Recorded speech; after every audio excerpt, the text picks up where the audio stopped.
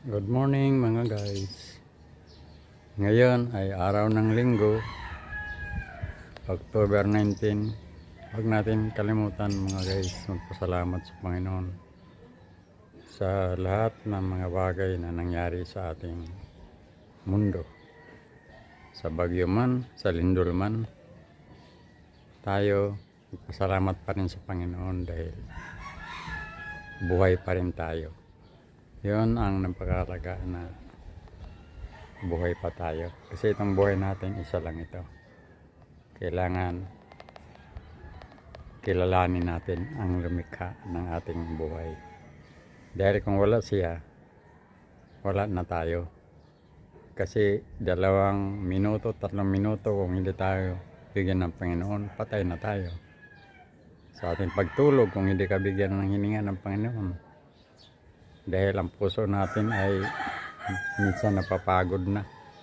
Halimbawa, ikaw ay matanda na, ilan bomba na ng puso na ginawa niya.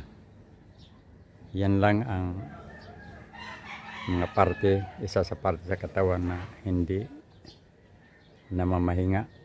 Kagaya sa kidney, hindi yan namamahinga.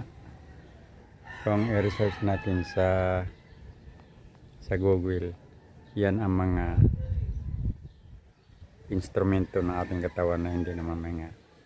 Mas matindi ang puso kasi siya ang nagbomba ng ating ng dugo papunta doon sa lahat ng parte ng katawan natin.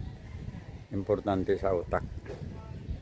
Kaya napakalaga mga guys na pasalamatan natin ng Panginoon dahil siya ang nagbigay sa atin ng buhay. Dito na naman tayo sa kalagayan ng panahon dito sa summer. Ito ang lagay ngayon ng panahon mga guys. Sumisikat na ang araw.